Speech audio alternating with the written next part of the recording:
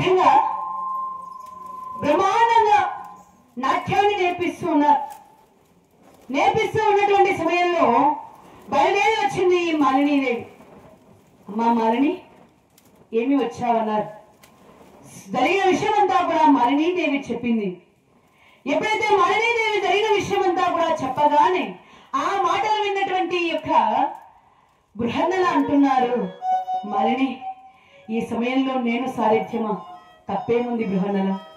ఈ సమయంలో పేదవాడని చెప్పి నిన్ను, చిన్నవాడని చెప్పి ఉత్తరాన్ని, ఈ ఇరువురిని కూడా వదిలిపెట్టి మరి అందరూ రాజ్యంలో ఉన్నటువంటి మగవాళ్ళంతా కూడా బయలుదేరి సుశర్మని ఎదుర్కోవడానికి వెళ్ళిపోయారు.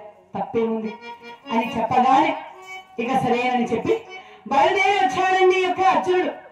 ఎప్పుడైతే బయ్యారంగా బయలుదేరి వస్తూ ఉన్నాడు. ఈ వస్తువు